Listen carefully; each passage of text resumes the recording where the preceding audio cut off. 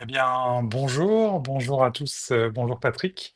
Ravi de faire un petit échange avec toi sur le sujet du jugement clinique infirmier.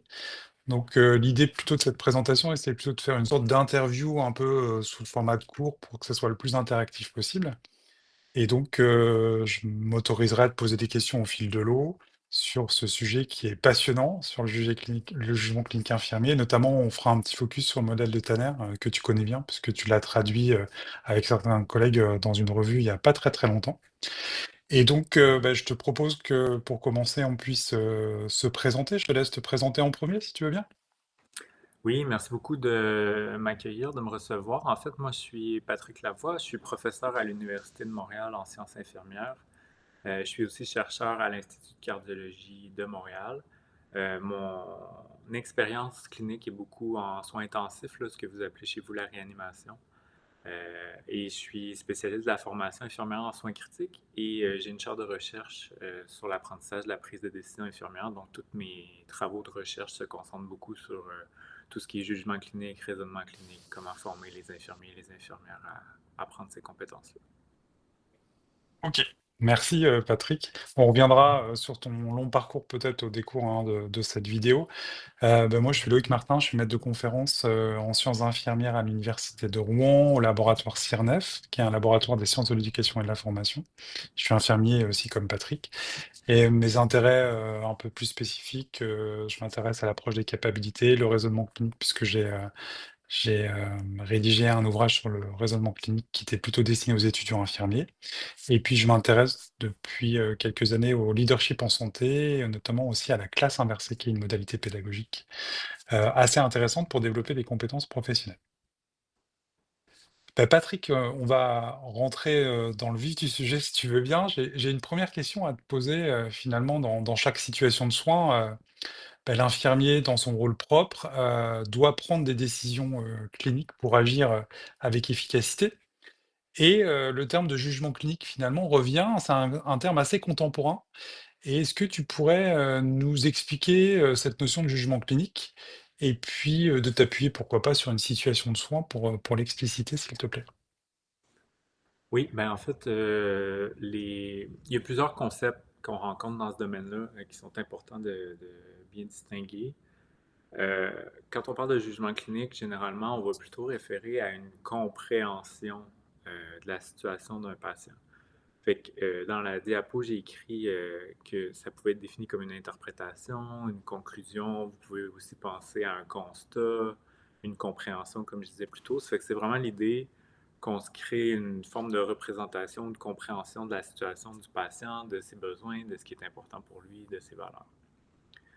Donc, on peut voir ça comme le fruit d'un processus de réflexion, de contact avec le patient.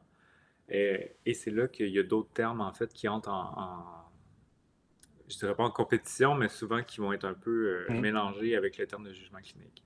Fait que souvent, dans ces écrits-là, on parle de pensée critique. La pensée critique, c'est un terme qui n'est pas spécifique aux soins ou à la santé. Ça fait que c'est vraiment des capacités plus générales d'analyse, d'évaluation. L'idée qu'on va avoir des habiletés cognitives, donc qu'on va être capable d'interpréter, d'analyser, de synthétiser des informations, mais aussi on a des prédispositions. Par exemple, l'ouverture d'esprit, la rigueur intellectuelle. Fait que tout ça, c'est ce qui constitue la pensée critique. Et c'est quelque chose qui, oui, va être nécessaire pour être capable de poser des jugements cliniques, mais qui n'est pas spécifique aux soins, qui n'est pas spécifique à la santé. Donc, tu sais, on peut avoir de la pensée critique quand on lit un article de journal, par exemple, tout comme quand on est auprès d'un patient, qu'on soit capable de synthétiser un ensemble de données, de comprendre qu'est-ce qui se passe avec lui, etc. Le deuxième concept, le troisième en fait, parce que on est rendu au troisième déjà, mais le raisonnement clinique, c'est vraiment le processus où on va analyser des données cliniques. Fait que c'est l'idée qu'il y a plusieurs modes de raisonnement qu'on peut mettre en œuvre, mais c'est généralement l'idée où on va avoir un ensemble de données ou d'informations à propos de la situation d'un patient, puis qu'on va être Mmh. capable de faire des liens entre ces données-là, de comprendre ce que ça veut dire, de formuler des hypothèses, les valider, les infirmer, de prioriser, etc. Donc, c'est vraiment le processus par lequel on va traiter, si vous voulez, un peu les données qui vont nous amener à poser des jugements. C'est important par contre de comprendre que quand je l'explique comme ça, on peut penser que le raisonnement, c'est comme le processus par lequel on va comprendre, puis le jugement, c'est le produit ou le fruit au bout. Mais c'est pas aussi linéaire et tranché que ça.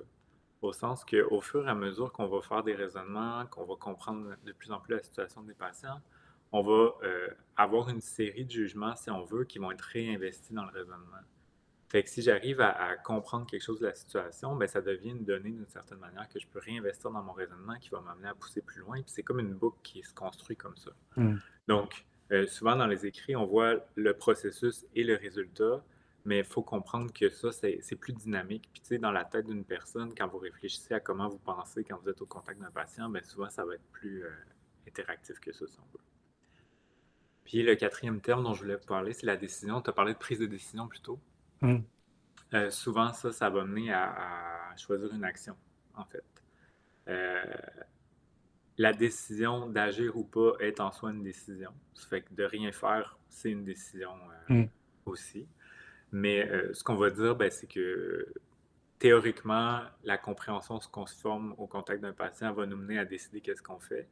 Mais c'est parfois vrai, parfois ça ne l'est pas. Des fois, on prend des décisions qui ne sont pas fondées sur notre compréhension du patient et l'inverse aussi peut être vrai. Donc, théoriquement, on a un raisonnement clinique qui nous amène à poser des jugements, qu'on réinvestit, qui nous amène à développer une compréhension du patient. Puis cette compréhension-là, ce jugement-là, devrait nous guider dans nos décisions. Hmm. Mais c'est pas toujours vrai. Donc, là, je vous le présente peut-être dans une situation pour donner un exemple. Hmm. Mais en fait, au centre de la figure, on a mis une infirmière avec un patient. Puis ce qu'il faut comprendre, c'est que le jugement clinique, ça se construit vraiment dans l'engagement auprès d'une personne. Puis cet engagement-là, c'est pas seulement de dire je m'intéresse à elle dans une relation sociale habituelle, là. C'est vraiment de se préoccuper de cette personne-là, de ce qui est important pour elle, de c'est quoi son histoire de santé, de ce qu'elle comprend de sa situation. Fait qu'au fil de ce contact-là, l'infirmière et le patient échangent entre eux, il y a un engagement mutuel qui s'installe, et là, l'infirmière peut recueillir un ensemble de données qu'elle va traiter par son raisonnement, qui va l'amener à poser des jugements qui vont être, comme je vous disais, réinvestis dans son raisonnement puis dans cette boucle-là, qui va théoriquement nous mener à prendre des décisions. Donc, qu'est-ce qu'on fait? Parce qu'on a beau comprendre, ça ne veut pas dire qu'on est en action. Et la décision, ben, c'est l'idée que je décide de faire un soin, d'ajuster un traitement, de m'asseoir avec la personne pour discuter de ses préoccupations. Et la décision devrait théoriquement mener à l'action. Mais encore une fois, c'est pas parce que je prends une décision que je suis nécessairement en mesure de la mettre en action. Hmm. Fait que parfois, on va vivre avec certaines barrières. Donc, c'est pour ça que autour, on a mis le contexte. On va en reparler plus loin dans Hmm. la discussion. Mais le contexte peut à la fois influencer comment je vais comprendre la situation, les décisions que je m'autorise à prendre, puis aussi les actions que je suis capable de faire. Hmm. Ouais, c'est intéressant déjà ce que tu as dit tout à l'heure, parce qu'en fait, c'est vrai que la littérature montre bien que c'est un processus finalement très complexe. Tout ce qui est raisonnement clinique, jugement clinique, c'est souvent aussi un processus invisible qui est assez compliqué d'ailleurs pour les étudiants, en Mhm. fait, de comprendre pourquoi un soignant, par exemple, au bout de une seconde dans une chambre, va mettre des lunettes à oxygène à 3 litres, mais pas plus. C'est vrai que c'est des éléments qui sont très très riches, mais en même temps très complexes. Mhm. Voilà, il y avait cette dernière petite pensée critique. Je ne sais pas si tu voulais rajouter quelque chose sur cette belle boucle de pensée critique. Ben, en fait, c'était de montrer que, tu Hmm. sais, on a l'espèce de processus de ce que j'appelle la prise de décision clinique, mais qui pour moi comprend tout le Hmm. raisonnement, le jugement, la décision, l'action. Mais qu'il y a comme la pensée critique qui est une trame de fond. Hmm. On n'en fait pas abstraction, on a besoin d'être capable d'analyser, de synthétiser, d'être dans l'ouverture d'esprit, la rigueur, etc. Mais c'est plus comme une espèce de trame de fond, si on veut, à Ok, l'ensemble du processus. très bien. Alors, peut-être question un peu basique, mais qui a sûrement du sens. Pourquoi, finalement, est-ce aussi important de s'intéresser au jugement clinique infirmier dans le cas de nos établissements et de la prise en charge d'un patient? Est-ce que tu peux nous expliquer un petit peu ça? Oui, ben en fait, moi, je la trouve pas si basique que ça, la question, parce que souvent, on prend ça pour acquis, que, tu sais, le Ouais. jugement clinique, c'est beaucoup comment on se définit comme infirmier, infirmière. Mmh. Ou comme étudiant, tu sais, on a tendance à mettre beaucoup l'accent sur comprendre les situations, le jugement clinique, etc. Mais en Bien sûr. fait, je pense pas que les gens réalisent à quel point c'est important puis fréquent dans la pratique. Il y a des études où on suit des infirmières pendant un quart de travail, c'est-à-dire un 8 ou un 12 heures de travail. Mhm. Puis on compte que ces personnes-là prennent de 700 à 1200 décisions. Donc, c'est quand même assez, ben moi je trouve ça extrêmement élevé, là. Donc, ça veut Ah, dire c'est que énorme. de 700 à 1200 fois sur un 8 à 12 heures, vous êtes dans un processus à essayer de comprendre qu'est-ce qui se passe avec la personne puis de prendre une décision cohérente. Fait que c'est très, très, très fréquent. Puis chacune de ces décisions-là peut influencer positivement la trajectoire des patients, mais ça peut aussi être une source d'erreur, de difficulté ou que ça fasse en sorte que la trajectoire prenne une direction qu'on ne souhaite pas. Puis à propos de ça, en fait, ben, il y a une énorme influence sur la qualité et la sécurité des soins. Dans le fond, tout ce qui est jugement clinique, c'est beaucoup la capacité à détecter les changements dans l'état du patient, même si c'est subtil, d'être capable de prioriser les problèmes, d'individualiser les soins. Donc, tout ça va Mhm. vraiment avoir des impacts sur les patients directement, puis leur expérience de soins. Et au-delà des patients, il y a toute la notion aussi de la continuité, donc d'être capable de communiquer ses jugements, d'expliquer notre compréhension à la fois au sein de l'équipe de soignants, d'infirmiers, d'infirmières, mais aussi auprès des autres professionnels de la santé. Euh, Puis ça amène toute la question de la collaboration, en fait, avec les autres professionnels.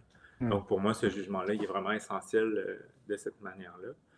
Puis si on regarde du côté de la profession en tant que telle, bien, comme je vous disais, le jugement clinique, c'est vraiment au cœur de l'identité qu'on a comme professionnel de la santé. Cette capacité-là à prendre des décisions, comprendre qu'est-ce qui se passe avec nos patients, puis à les évaluer, si on veut.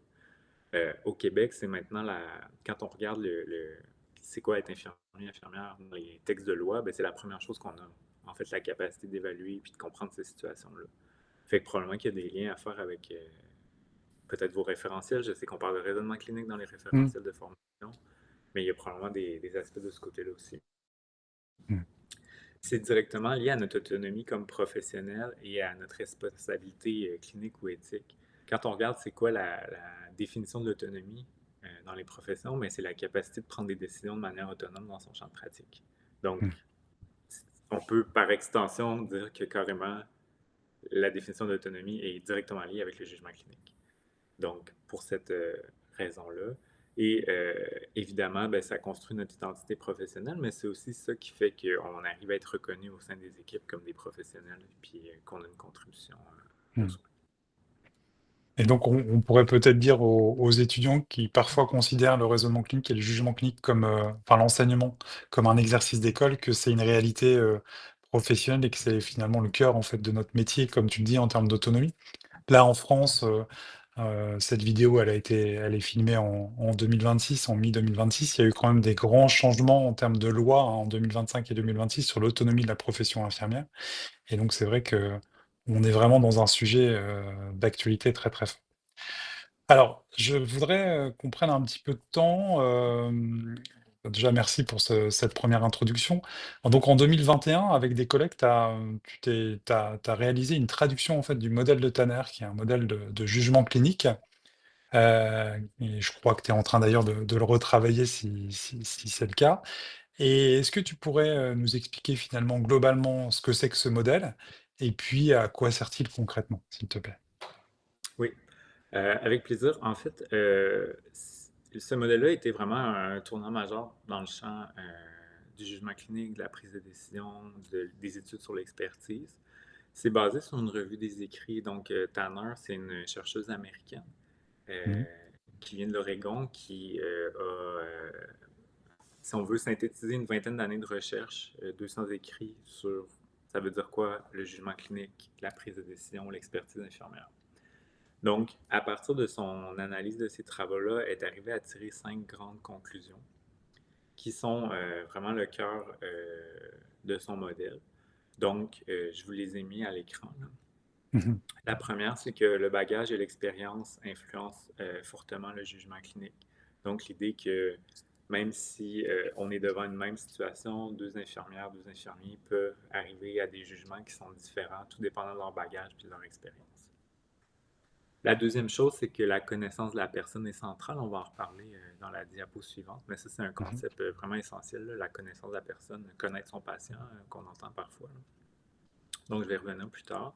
Ouais. Sinon, on dit que le jugement est situé. Donc, l'idée que le contexte organisationnel, social, culturel, tout dépendant si vous travaillez dans une unité A, une unité B, dans un milieu X, un milieu Y, ça va avoir des influences sur la manière dont euh, vous percevez ce que vous avez le droit de prendre comme décision, le type de jugement qui est valorisé au sein de votre milieu, puis ce qui est promu finalement de manière plus ou moins explicite dans ce milieu-là. L'autre chose, c'est que les infirmiers et les infirmières vont combiner plusieurs modes de raisonnement. Euh, Hmm. on, on- on va peut-être en reparler, mais tu sais, il y a la question, on entend parfois hypothético-déductif, le fait de faire Oui. des hypothèses et tout. Puis des fois, on parle à des gens plus expérimentés qui vont nous parler de l'intuition, de leur sixième sens.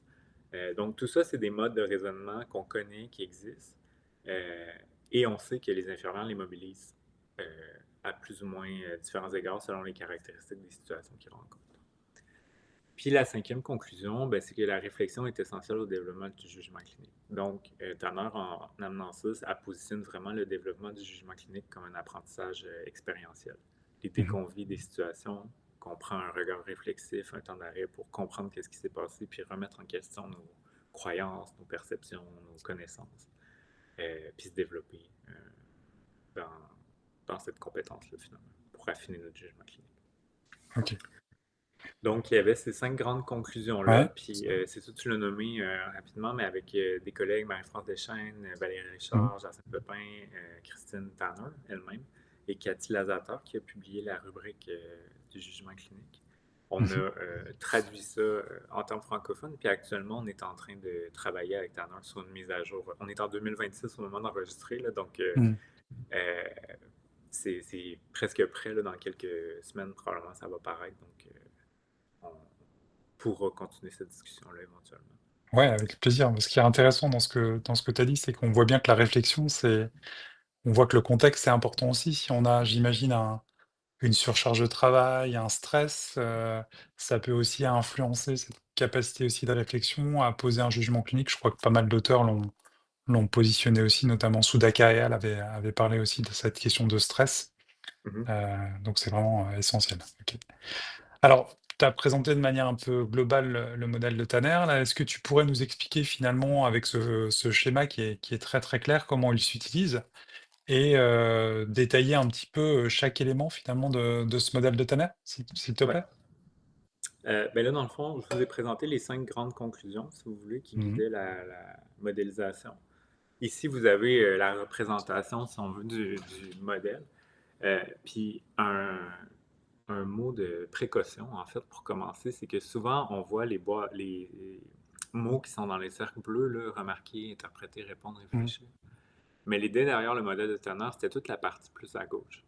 Ce qui est vraiment Ok. central, c'est cette boîte-là. Puis j'aimerais prendre quelques minutes pour vous parler de ça plus spécifiquement.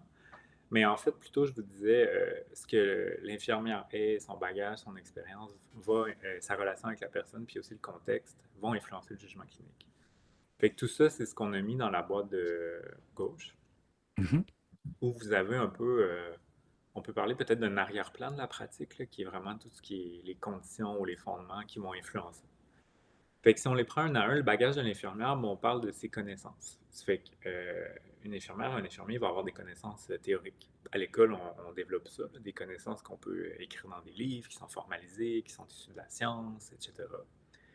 Mais avec le temps, ils vont développer aussi des connaissances qu'on va dire plus pratiques.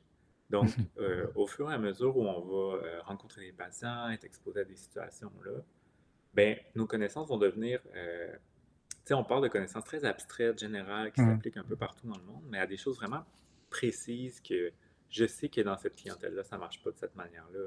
Je sais que même si le livre me dit que la norme de pression artérielle est de temps à temps, ben pour ce patient-là, probablement que je peux adapter un peu parce que chez les patients insuffisants cardiaques, on va voir tel changement et autres.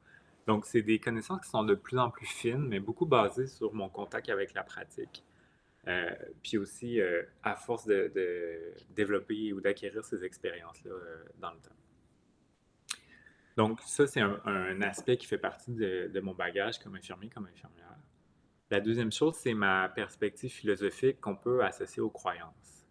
L'idée est que même si vous connaissez par cœur l'ensemble des livres, ben, vous avez des croyances par rapport au monde. Un exemple de ça, c'est si je dis le fait d'avoir de la confusion ou de commencer à avoir des pertes cognitives. Si vous croyez que c'est un aspect normal du vieillissement, ben, une personne qui va commencer à avoir un trouble neurocognitif, vous ne la comprendrez pas de la même manière que quelqu'un qui Mhm. sait ou qui croit que c'est quelque chose qui n'est pas normal. Fait que ça, c'est juste un exemple où parfois nos valeurs, tu sais, on peut penser aussi, on voit que certaines personnes ont un rapport différent à la douleur. Pour certaines personnes, c'est une expérience qui doit être vécue, euh, qu'on doit pas nécessairement soulager, puis il y a des gens pour qui c'est à éviter à tout prix. Donc ça va influencer la manière dont l'infirmier et l'infirmière qui porte ces croyances-là va entrer en rapport avec les situations. C'est la même chose pour les valeurs. Donc, si pour moi, le confort est quelque chose que je valorise beaucoup, euh, au-delà de la récupération, ben, ça peut avoir une incidence sur un patient qui dit ben, j'ai de la douleur, donc je ne vais pas me mobiliser. Ben, si je priorise le confort, peut-être que je vais dire je vais me concentrer là-dessus versus euh, le fait de faire des exercices de récupération qui, on sait, vont améliorer sa récupération. Mhm. Mais dans cette situation-là, si je choisis finalement quelque chose qui m'importe davantage, pour prioriser. Là, c'est un exemple simple, mais il y a tout un Mhm. ensemble de valeurs qu'on peut porter. Puis des fois, ces éléments-là du bagage sont vécus de manière un peu implicite, au sens où je ne pourrais pas vous faire la liste exhaustive de toutes mes valeurs, mais au fil des situations que je rencontre, bien, ça me permet de les vivre puis de sentir qu'ils vont s'exprimer dans les choix que je fais ou les compréhensions que j'ai. Le deuxième point dans la boîte de gauche, c'est la relation avec la personne. Donc, un aspect qui est vraiment important dans le modèle, puis que je pense qu'il ne transparaît pas assez dans la manière dont il est décrit dans les textes, c'est toute la notion de la capacité de s'impliquer auprès d'une personne puis de s'engager auprès d'elle. Mhm. Fait qu'on ne peut pas avoir un jugement clinique si on est complètement isolé de la situation puis pas avoir de connaissance ou de relation avec la personne. Dans cette relation-là, on apprend à la connaître en tant qu'individu. Donc, de dire, ben, c'est quoi pour cette personne-là ses valeurs, ses préférences, mais aussi ses réactions typiques. Donc, comment cette personne-là réagit par rapport aux soins, va répondre quand on fait telle action. Euh, Puis, tu sais, ça peut créer une compréhension où je sais qu'après le repas, Madame une telle, ben, souvent avoir tendance à prendre un somme. C'est quelque chose de très simple, mais c'est quand même une réaction typique à un soin qui est alimentaire. Mais je sais que c'est sa manière de réagir ou d'être. Donc, ça fait partie de mes connaissances de cette personne. L'autre chose, c'est de connaître cette personne-là en tant qu'individu. Donc, je vous parlais plutôt les préférences, les valeurs, les croyances. Ça fait qu'on va à la fois comprendre un peu c'est quoi qui guide cette personne-là dans sa vie, qu'est-ce qu'elle est, qu'est-ce qu'elle veut être, mais aussi on va comprendre un peu c'est quoi ses réactions aux soins. Puis là, je vous Mhm. parlais de l'alimentation avec le somme, c'est peut-être pas l'exemple le plus éloquent, mais il y a aussi, tu sais, si on se met en soins critiques, par exemple, ben, on peut commencer à comprendre les réponses physiologiques.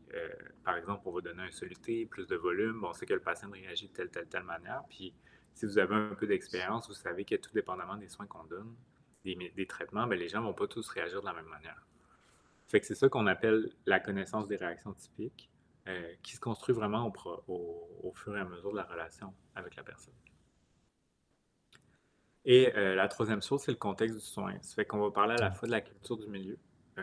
Souvent, il y a un ensemble de règles tacites, plus ou moins explicites, qu'on a dans un milieu sur ce qui est valorisé, comment on travaille ici. Ici, on fait les choses de manière X ou Y. Donc ça va orienter ben, ma compréhension de ce que j'ai le droit de faire comme infirmier, infirmière, et aussi le type de jugement que je vais m'autoriser à faire. Je peux vous donner un exemple de ça, c'est que moi, quand j'ai commencé à travailler, j'étais dans une unité de réanimation Mhm. où tous les infirmiers et les infirmières avaient leur stéthoscope autour du cou et on auscultait tous nos patients intubés pour écouter, pour s'assurer que tout fonctionnait bien avec le ventilateur et tout. Puis éventuellement, dans ma carrière, j'ai changé de milieu. Et dans cet autre milieu-là, nous, au Québec, on a des inhalothérapeutes là, qui sont des thérapeutes respiratoires. Et ces personnes-là se chargeaient de tout ce qui était auscultation euh, chez les patients ventilés mécaniquement. Donc là, moi, quand je suis arrivé avec mon stéthoscope, puis que j'arrive première journée, je mets mon stéthoscope, puis je vais aller ausculter, ben, je me suis fait dire non, non, non, ici, on fait pas ça. Donc, c'est pas une question de connaissance de ce que je savais faire, de ma manière de m'engager auprès de cette personne-là. C'est une règle tacite de milieu qui a rien d'autre que des habitudes, c'est des phénomènes sociaux, là. Au sens où, dans cet environnement-là, c'était mal perçu de sculpter parce que ça donnait l'impression que j'essayais de prendre la place de l'inhalothérapeute, ce qui n'était pas le cas. Donc, c'est juste un exemple peut-être simple pour vous montrer un peu comment la culture du milieu peut avoir une incidence sur comment on va approcher les patients et leur situation. Il y a aussi le contexte politique ou social. Je peux vous parler peut-être des dynamiques médicales. Il y a des endroits où on est dans des relations très, très hiérarchiques, où la parole du médecin est prise comme la vérité, puis on doit y obéir corps et âme. Il y a d'autres endroits où on est dans des dynamiques plus collaboratives, où on va vraiment échanger, puis où la posture ou les impressions de l'infirmière vont être prises en compte de manière plus ouverte. Donc ça va influencer, encore une fois, ce qu'on s'autorise à faire comme jugement ou pas. Puis aussi la place qu'on peut prendre. T'sais, si on est dans un endroit où c'est le médecin qui décide de tout, ben, il y a certains jugements ou décisions que je ne prendrai pas juste parce que ça ne m'est pas demandé et c'est pas valorisé dans mon milieu.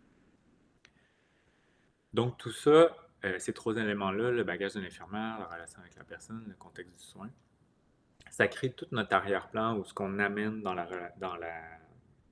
situation de soin. Et ça crée des attentes. Ce concept-là est parfois un peu plus difficile à distinguer ou à comprendre, mais c'est l'idée que quand j'arrive dans une situation, avec mon bagage, avec la relation que j'ai avec cette personne-là, avec ma compréhension du contexte, puis ce que je vis de ce contexte-là, ben ça va faire en sorte que je m'attends à certaines choses dans une situation, comment la situation devrait se dérouler, qu'est-ce qui devrait arriver, qu'est-ce qui va se passer, etc. Et là, quand moindrement moi, j'aime l'expression il y a un fil qui dépasse, là, tu sais, sur un tricot. Là. Mais dès qu'il y a quelque chose qui va sortir de ces attentes-là ou qui va pas correspondre exactement à mon attente par rapport à ce qui devrait se passer, ben c'est là qu'on crée les conditions pour rentrer dans un processus un peu plus conscient de jugement clinique. Ok. Donc, euh, la première étape, là, quand j'arrive au boîte bleu de l'autre côté, Mhm. c'est la question de remarquer. Donc, le fait de remarquer, ben, c'est de voir justement ce fil-là qui dépasse. Et de dire, ben, il y a quelque chose dans cette situation-là qui mérite mon attention. Ce petit fil qui dépasse là, ça peut être à la fois un signe vitaux, une constante que le patient va avoir, une augmentation de sa fréquence cardiaque. Ça peut être un patient qui va soupirer pendant qu'on le mobilise, puis on se dit, OK, il y a quelque chose qui ne va pas. Si on revient à madame plutôt qui, d'habitude, après le repas, pique un petit somme, mais là, cette journée-là, tout d'un coup, est un petit peu agitée. Ben, il y a quelque chose dans mes attentes qui ne correspond pas à ce que j'observe. Fait que là, c'est ça le fil qui dépasse. Ça peut être plus ou moins grave, ça peut être des choses vraiment très, très subtiles, très, très simples. Mais ça peut être aussi des choses catastrophiques, au sens où un patient qui tombe en arrêt cardiaque, ben là, c'est un gros fil qui dépasse. On se comprend que le Mhm. tricot est défait au complet. Là. Mais toutes ces situations-là sont des espaces, finalement, des conditions dans lesquelles on peut entrer dans une dynamique de jugement clinique. Donc, dès qu'il y a quelque chose qui attire mon attention, ben souvent, on va se former une perception initiale. Fait que, tu sais, les gens, on a l'impression, parfois, comment on enseigne, là, je ne veux pas être critique de comment on enseigne, mais qu'il faut collecter plein, plein, plein de données. Puis là, éventuellement, après, on fera des jugements cliniques. Mais la vérité, c'est que dès qu'on arrive dans une situation puis qu'il y a quelque chose qui se présente, bien souvent, on se dit, ah, ben ça doit être pour telle raison. J'ai déjà une Mhm. hypothèse, une compréhension, une perception initiale qu'on a nommée qui se forme dès ce contact-là. Fait que madame qui devient agitée, ben là, je me dis, ah, elle a peut-être de la douleur. Ça fait que c'est ma perception initiale, mais ça, c'est construit sur mon bagage, le fait qu'elle vient d'avoir une chirurgie, le fait que je connais sa réaction. Je suis sur une unité de chirurgie où 90% du temps, les patients ont de la douleur. Donc, tout ça crée euh, ben, à la fois des attentes, mais aussi une compréhension initiale qui va guider un peu comment je vais m'engager dans la suite. Cette compréhension-là initiale est importante parce que c'est ça qui va lancer l'interprétation. Donc, on va Mhm. vraiment, à ce moment-là, embarquer dans notre raisonnement clinique. C'est là que je vais commencer à, si j'adopte un raisonnement hypothético-déductif, comme plus analytique, je vais partir de cette hypothèse-là, puis là, je me dis, bon, elle a peut-être de la douleur, ça fait que je vais collecter d'autres données pour aller confirmer ou invalider mon hypothèse.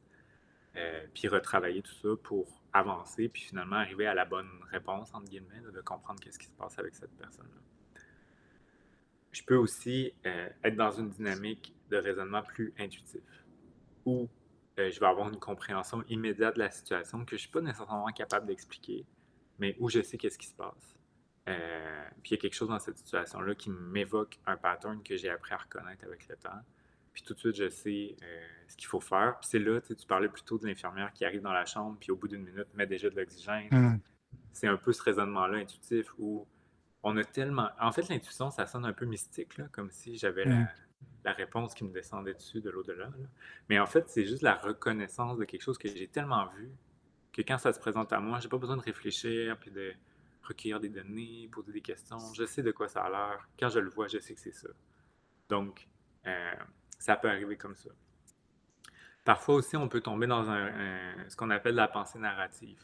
Dans le fond, des fois, de raconter une situation, puis euh, de l'expliquer en histoire, ça va nous amener à réfléchir puis à mettre en place les morceaux.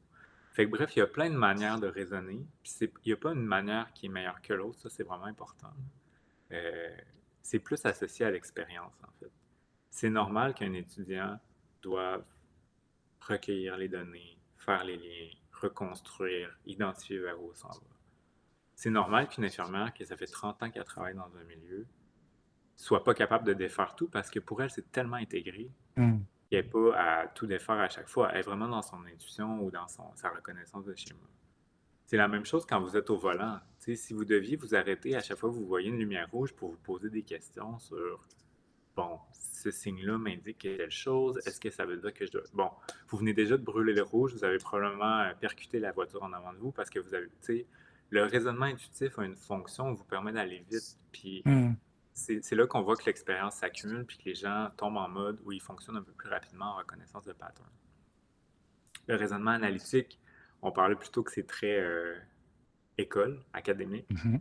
Puis c'est sûr, c'est ça qu'on veut entraîner, mais on veut travailler avec les étudiants pour qu'ils soient en mesure de le faire de manière efficace puis qu'ils développent ces patrons-là de raisonnement lorsqu'ils vont arriver dans la pratique. On pourrait peut-être, je te coupe juste un petit peu, Ouais, mais on pourrait presque imaginer finalement, que pour former les étudiants, on pourrait leur demander 2 choses en même temps, quoi. Quelle est leur intuition rapide, comme ça, spontanément? Et puis après de refaire un truc un peu plus scolaire qui est nécessaire pour l'apprentissage et de demander finalement presque de confirmer un peu avec les recueils de données supplémentaires, un peu leur première intuition. C'est-à-dire voir déjà spontanément si avec les connaissances qu'ils ont, parce qu'ils ont des connaissances déjà théoriques importantes, ça pourrait être intéressant. OK. Je t'ai coupé, vas-y, tu peux continuer, merci. non, puis c'est excellent ce que tu viens de dire parce que c'est exactement le genre de coaching ou d'accompagnement que nous, on essaie de faire parce que ces premières impressions-là, souvent on a tendance à dire faut que tu fasses ton recueil de données Mmh. complet, il faut pas que tu arrives à une conclusion trop vite et tout. Mais en fait, allons-y dans ton interprétation. Tu penses ça? OK, on va aller le tester pour voir si c'est vrai ou pas. Mais le danger, c'est juste de s'arrêter à cette première impression-là puis pas Mmh. aller plus loin. Puis, tu sais, tu parles de recueil de données, mais c'est aussi d'entrer en relation avec la personne, de réfléchir est-ce que je suis en train d'entrer dans un trou de lapin ou de mettre des œillères parce que dans mon milieu, on fonctionne comme ça. Tu sais, il y a plein de manières de l'approcher, ça, puis d'aller plus loin dans mon raisonnement. Fait que là, si je récapitule, dans le fond, j'ai vu qu'il y avait un fil qui retroussait en fonction de mes attentes qui sont basées Mmh. sur mon bagage, ma relation avec la personne, le contexte. Et là, j'ai remarqué quelque chose, j'ai une compréhension initiale, une première perception. Puis après, j'embarque dans du raisonnement pour affiner ça. Et ce que je vais faire, c'est que généralement, ça va guider ma réponse.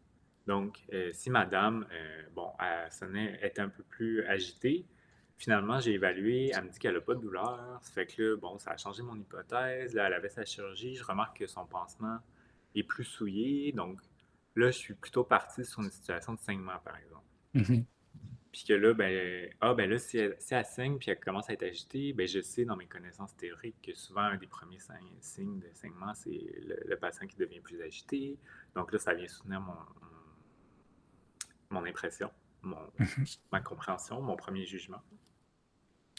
Fait que là, je peux initier une réponse qui serait peut-être de dire, ben, là, ça dépend vraiment des juridictions. Là, ça m'amène dans des trucs plus médicaux, mais tu sais, exemple, un patient qui saigne, on peut dire, ben, je vais renforcer le pansement pour première étape, puis peut-être le mettre en déclive pour ramener le sang vers les organes principaux vers le haut. Mais Mmh. en faisant ça, ça m'amène à recueillir des nouvelles données, au sens où ce que j'observe, ben ça se peut que je remarque quelque chose de nouveau.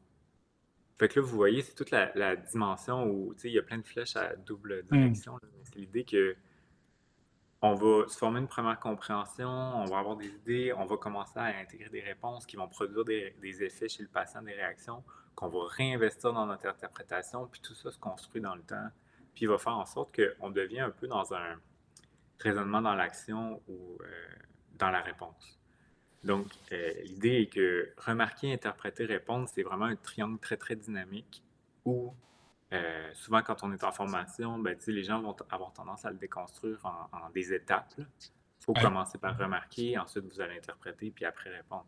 Mais en fait, ça, c'est pas comme ça que ça se passe. C'est vraiment des mots qui décrivent ce que les gens font dans ces situations-là, mais pas comme une recette.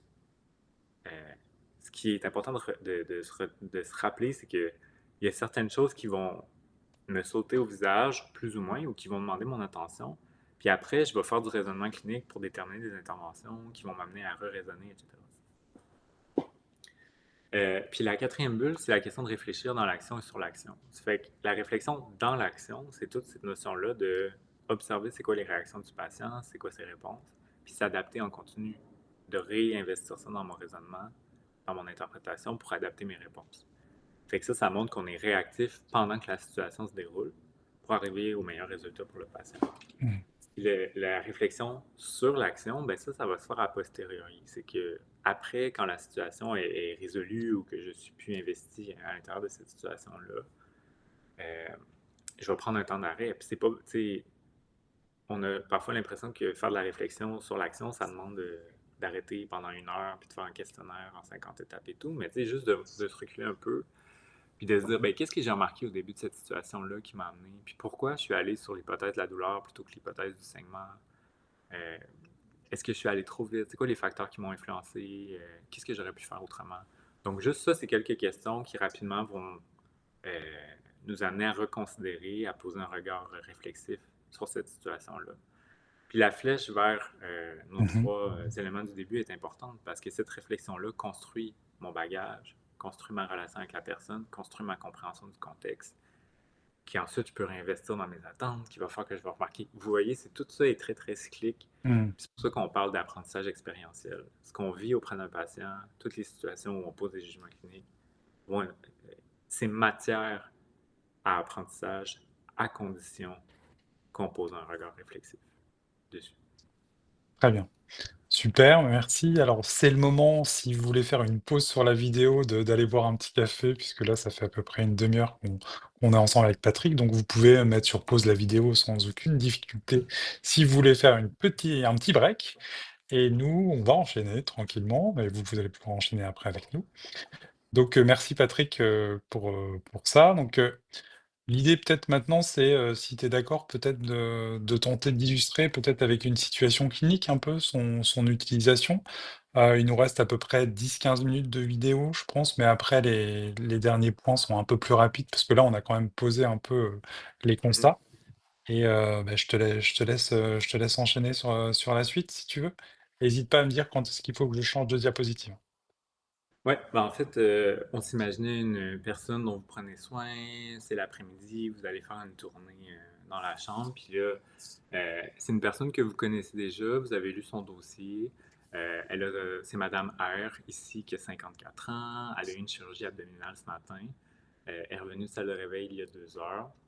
Donc, elle a eu des pertes sanguines à peu près de 350 millilitres pendant l'opération, avec des antécédents d'hypertension artérielle. Et là, vous savez que dans cette situation-là, vous avez des attentes sur le fait que les saignements, c'est une complication importante dans cette période-là, immédiatement après l'opération abdominale. Donc là, tout ce qui est votre bagage, c'est-à-dire les cours que vous avez suivis, vos lectures, vos stages précédents, oriente déjà ce à quoi vous vous attendez avant même d'ouvrir la porte puis d'aller voir la patiente. Donc, vous rentrez dans la chambre et comme de fait, Madame R est plus agitée que la dernière fois que vous l'avez vue. Et elle bouge dans son lit, elle a une respiration un peu plus rapide. C'est pas alarmant parce que c'est pas critique pour l'instant, mais il y a un changement. Il y a quelque chose qui vous fait hésiter. Elle vous dit qu'elle se sent étrange, qu'elle se sent pas bien.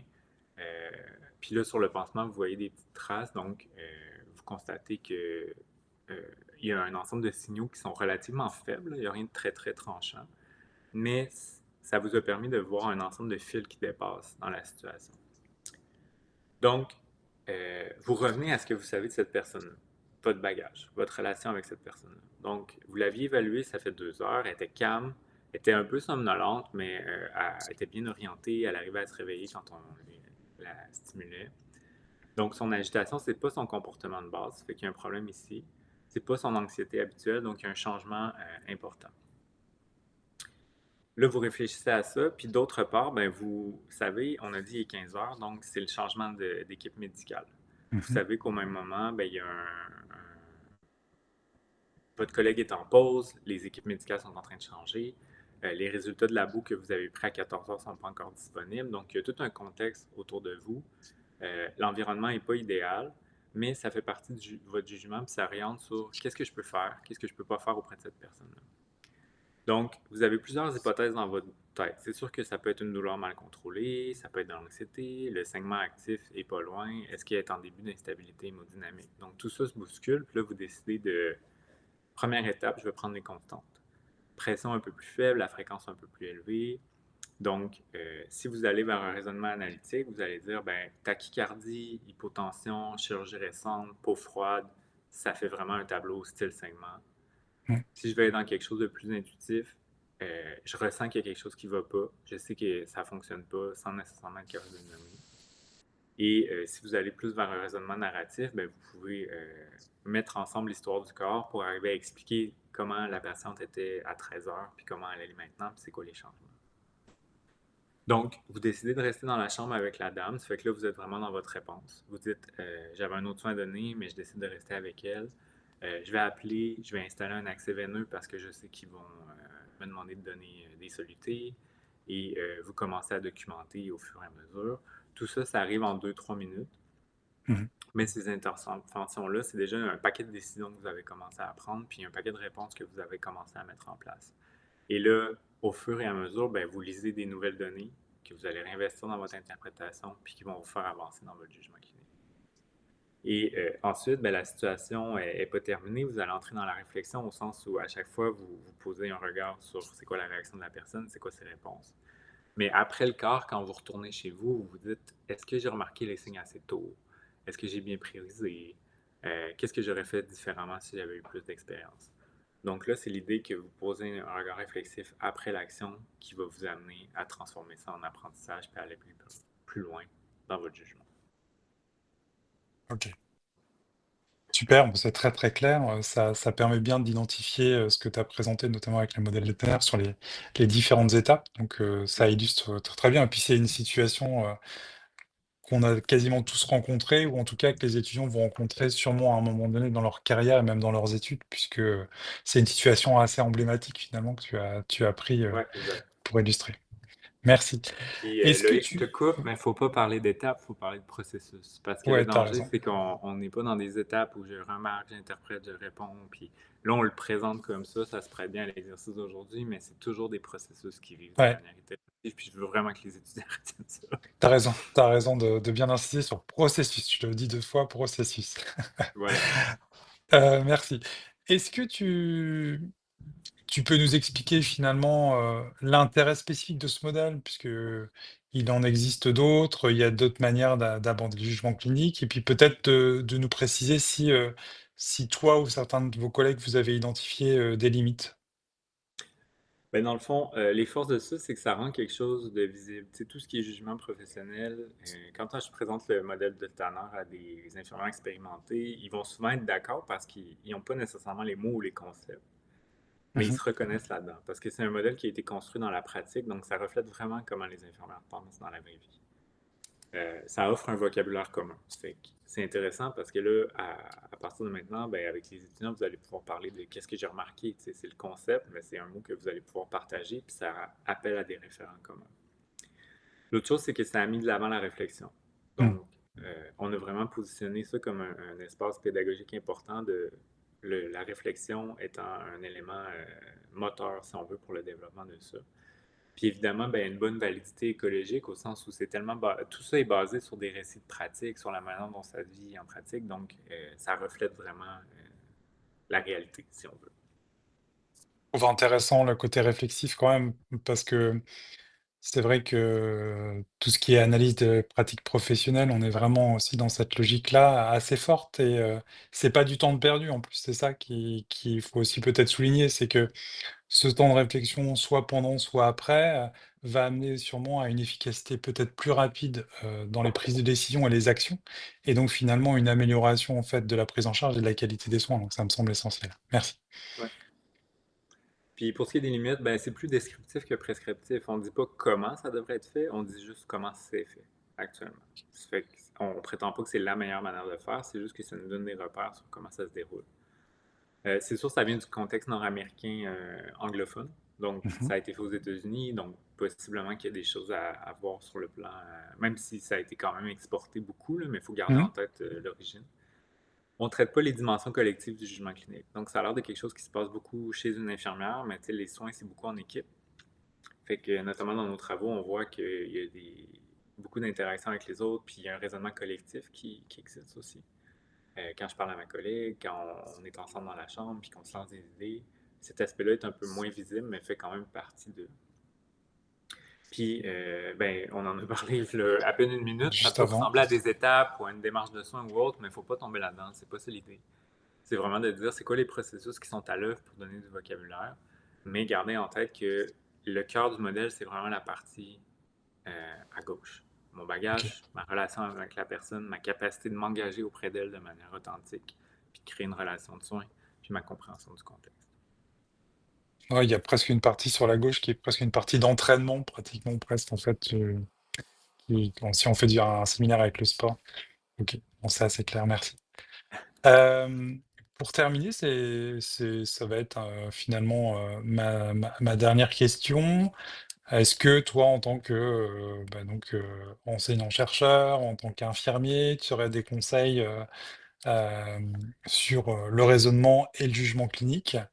Parce qu'en fait, on est quand même bien et tu l'as bien répété depuis le début, sur une colonne vertébrale finalement, en fait, du métier d'infirmier, hein. C'est-à-dire que sans, ces fameux éléments à gauche du modèle de Tanner, bah, finalement, on ferait pas grand chose non plus. Donc on reste vraiment sur des éléments essentiels du métier. Donc voilà, si tu as des petits conseils à nous apporter, ça serait plutôt intéressant. Ben, pour un étudiant, une étudiante en soins infirmiers, pour moi, la première chose, c'est que le point d'entrée du modèle, c'est vraiment l'attention. Donc, on parlait de remarquer les attentes, etc. Mmh. Puis souvent, moi, quand j'étais étudiant en soins infirmiers, j'arrivais dans une chambre avec une liste de tâches à faire. J'étais là pour prendre des constantes, changer un pansement, etc. Mais il faut se reculer un peu de l'action. Donc, l'idée de penser à, avant de rentrer dans la chambre, qu'est-ce que je m'attends à voir? Euh, Qu'est-ce que je m'attends à trouver? Puis après, est-ce que j'ai réellement trouvé ça quand je suis arrivé dans la chambre? Puis c'est quoi les écarts que j'ai observés? Qu'est-ce qui correspondait à mes attentes? Qu'est-ce qui ne correspondait pas? Puis pourquoi? Mmh. Fait que si déjà on change ce regard-là, ben, ça nous mène plus dans une posture de jugement professionnel plutôt que centré sur la tâche, sur les actions. La deuxième chose, c'est de connaître vos patients comme des personnes. On ne pose pas des jugements sur un diagnostic. Vous n'êtes pas médicaux, vous êtes des soignants, donc vous posez des Mmh. jugements sur une personne particulière qui a des réactions, qui a des valeurs, qui a des croyances, qui comprend sa situation à un moment particulier. Donc, ce qui va distinguer un bon jugement clinique d'un mauvais, c'est de savoir qu'est-ce qui est différent pour ce patient Mmh. spécifique à ce moment spécifique. Donc, c'est vraiment quelque chose qui fait en sorte que aujourd'hui, je peux poser un jugement qui ne sera pas du tout adapté demain. Et vice-versa, tout dépendant de où en est la personne dans sa situation de santé. C'est pas juste des données objectives. Donc, l'idée, c'est vraiment de comprendre euh, les patrons ou la manière dont la personne réagit, euh, puis qu'est-ce qu'elle est comme individu. La troisième chose, c'est de prendre un temps après les situations, pas juste pendant. Donc, des fois, on cherche pendant l'action qu'est-ce qu'il faut faire, comment s'adapter et tout. Mais on en a parlé, tu sais, la réflexion est vraiment au cœur de l'apprentissage puis du Mmh. développement. Donc, prenez même juste 5 minutes pour dire qu'est-ce que j'ai remarqué en premier, est-ce que c'était le bon signal, qu'est-ce que j'aurais fait différemment avec plus d'expérience. C'est pas de s'autocritiquer ou de toujours être dans l'autoflagellation, là. C'est vraiment un entraînement qui est délibéré pour apprendre de ces expériences-là puis construire votre bagage comme individu, comme soignant. Puis la quatrième chose, c'est apprendre à accepter l'incertitude puis écouter ce ressenti-là. Souvent, on a l'impression qu'il faut savoir avant d'agir tout de suite. En clinique, c'est rarement que vous allez arriver avec toutes les informations, que vous allez avoir la compréhension parfaite avant de vous lancer. Euh, Ça demande de tolérer une certaine forme d'ambiguïté, puis d'être Mhm. capable d'agir malgré ça, de ne pas se précipiter sur des conclusions qui sont rassurantes ou la première chose qui nous vient, de ne pas non plus agir de manière trop précoce qu'on en est dangereux parce qu'on fait n'importe quoi trop vite, mais c'est d'adopter un équilibre finalement entre l'expérience et la réflexion. S'il y a quelque chose qui vous inquiète, puis vous ne savez pas encore pourquoi, c'est une donnée. Dans le fond, de le nommer. Il y a quelque chose, je ne sais pas qu'est-ce que ça veut dire, mais il y a quelque chose. Déjà, juste ça, c'est un signe de jugement clinique qui est en train de s'installer. Il ne faut pas Mhm. l'ignorer. Puis, il n'y a personne qui devient expert en stage, là. Donc, l'idée, c'est que ça prend beaucoup de temps, des années même, pour que le développement du jugement clinique se fasse, puis que l'expertise s'installe. Donc, ça prend plusieurs années. Donc, les gens qui, tu sais, vous allez arriver dans des milieux, vous allez voir des gens fonctionner, puis c'est pas arrivé comme par magie, là. Ces personnes-là ont du temps, ont beaucoup d'expérience derrière la cravate, ce qui fait en sorte qu'ils sont capables de fonctionner, puis il faut être en toute humilité, humble dans notre manière d'approcher ça, puis dire, ben, une situation à la fois, une personne à la fois, comment j'apprends à m'engager pour comprendre c'est qui cette personne-là, puis à construire mon bagage à partir de ça. Très bien. Alors, l'idée, c'est peut-être de faire finalement un petit point sur les essentiels de ce que tu nous as détaillé. Donc, on va peut-être proposer quelques essentiels et puis aussi quelques questions de type QCM, si tu es d'accord. Mhm. Donc, je te laisse faire une petite synthèse de ce qu'il faut retenir de cette super présentation. Ben, la première chose, c'est que le jugement, dans le fond, la première question que tu m'as posée, c'est qu'est-ce que c'est le jugement clinique? Donc, de se rappeler que c'est une interprétation, une compréhension d'une situation qui va orienter les décisions, les actions. Le deuxième message que j'aimerais vraiment, je l'ai répété plusieurs fois, là, mais ce qui influence le jugement, c'est vraiment votre bagage comme individu, Mhm. votre connaissance, votre relation avec cette personne-là et le contexte dans lequel vous travaillez. Le modèle de Tanner, sinon, présente quatre aspects ou quatre processus qui sont remarqués, interprétés, agir, réfléchir, et qui illustrent un peu les aspects visibles de ce jugement-là. Les trois éléments, le bagage, la relation, puis le contexte, Mhm. c'est des choses qui sont un peu plus invisibles. Donc, c'est souvent pour ça qu'on en parle un peu moins. Et ce qu'on vient de dire, finalement, trois habitudes à prendre, ben, c'est de anticiper avant d'entrer dans la chambre ce qu'on pourrait observer, Mhm. de nommer ce que vous remarquez, puis de prendre 5 minutes après chaque situation pour réfléchir, pour vous assurer d'apprendre puis d'investir ça dans le futur. Ça fait que si déjà ces quatre points-là sont retenus, pour moi, on Mhm. a un grand succès. Ouais, et puis ça sera une belle dynamique aussi qui peut être proposée, en effet. Alors, on vous propose un petit QCM avec Patrick, que Patrick a rédigé. Je sais pas si Patrick, tu veux le lire ou je le lis comme tu veux, mais sinon je peux poser les questions et puis tu mets les propositions. La première, c'est autour de la compréhension. Alors, sur le modèle de Tanner, qu'est-ce que le jugement clinique? Donc, Patrick, je te laisse lire les propositions. Une liste de tâches à accomplir dans un ordre défini. B, l'interprétation d'une situation clinique. C, la capacité à mémoriser les protocoles de soins. Ou D, un processus réservé aux infirmières expérimentées. On vous laisse 2 secondes pour réfléchir. Logiquement, c'est assez facile. Allez, 3, 2, 1. Voilà, la réponse était l'interprétation d'une situation clinique. Je sais pas, tu veux compléter, Patrick, ou c'est finalement assez clair par rapport à tout ce qu'on a dit? Ouais, j'en ai parlé à quelques reprises, mais Ouais. c'est vraiment la définition de comprendre ça, même si le modèle, tu sais, le modèle de jugement clinique illustre plusieurs concepts, mais quand on est Hmm, vraiment sur qu'est-ce qu'un jugement, ben, c'est vraiment cette interprétation-là qu'on met de l'avant. très bien. Deuxième question, parmi les éléments suivants, lequel influence le plus le jugement clinique selon Tanner? C'est pareil, on vous laisse 2, 3 secondes pour réfléchir, et Patrick, le temps de vous réfléchir peut vous donner les propositions. A, le nombre d'années d'études de l'infirmière. B, la connaissance du patient. C, les données objectives mesurables. Ou D, la hiérarchie infirmière-médecin. Et donc, on est bien sur la connaissance du patient. Tu l'as très, très longuement précisé. Je crois que c'est vraiment un point essentiel, hein. Ça fait aussi, on pourrait faire ici écho aux données probantes et l'evidence-based practice ou nursing, où il y a vraiment cette question de connaissance du patient et des valeurs qui est essentielle. OK et dernière question, il me semble, hein, c'est ça? Il y avait 3 questions. Il y en a 5, Heu, il y en a Loïc. 5, pardon, excuse-moi, je voulais aller trop vite. La question numéro 3 sur l'application avec la situation que Patrick a présentée sur Madame R. En entrant dans la chambre de Madame R, vous observez qu'elle est agitée, sa peau est froide et une trace rosée apparaît sur son pansement. À quelle étape du modèle de Tanner correspond ce moment? Et Patrick va vous faire les propositions pour vous laisser le temps de réfléchir. A, interpréter, B, répondre, C, remarquer ou D, réfléchir. Voilà, il y avait un petit piège puisque tout a été mis un peu dans le désordre. Et donc, en fait, c'est bien répondre.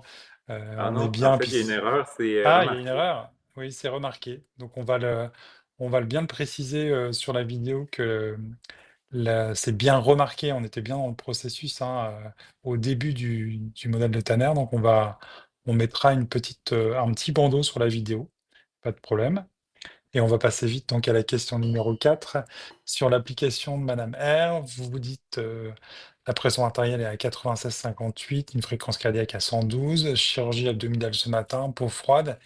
Est-ce un saignement actif? Puis vous ressentez que quelque chose ne va pas sans pouvoir encore le nommer précisément. Que décrit le mieux cette situation? Je te laisse dire les propositions, Patrick. A, une erreur de raisonnement à corriger. B, un manque de connaissances. C, l'utilisation de raisonnement analytique et intuitif. Et D, de l'incertitude dans la prise de décision. Je vous laisse 2-3 secondes pour réfléchir. Et donc, on est bien, hein, sur la réponse C, hein. Tu l'as bien décrit, hein, ces différents types de raisonnement, Oui, exact. qui sont bien précisés dans la littérature. Et puis, on vous propose, enfin Patrick surtout vous propose une liste de références qui est non exhaustive, qui se situe à votre écran. Patrick a mis pas mal aussi de liens, DOI, comme ça vous pouvez aussi télécharger, les articles, assez facilement en copiant le lien DOI. Et puis je vous encourage à regarder quand même l'article de Patrick, et de ses collègues. Donc c'est la deuxième référence sur l'écran qui est vraiment intéressante pour pouvoir avancer. J'arrête le partage et puis, bah, Patrick, je voulais vraiment te remercier pour ce temps qui est intéressant parce que c'est vrai que ça nous semblait intéressant de proposer peut-être une autre forme de cours qu'un cours, très transmissif et le côté interview court, on espère, va rendre un petit peu plus dynamique, les cours que les étudiants, voient habituellement, en format visio. Donc je voulais te remercier chaleureusement. Merci aussi pour l'actualité qui va venir, assez chaude sur, la suite de ce modèle de Tanner. On sera très, très attentif à la lecture de cet article et puis, merci 1000 fois. Je vous encourage à aller voir, la bibliographie de Patrick sur le site de l'Université de Montréal. Et puis, tout ce qu'il fait, c'est un homme charmant donc, merci et puis, et puis à bientôt, Patrick et je vais arrêter, l'enregistrement dans quelques secondes. Merci. Merci.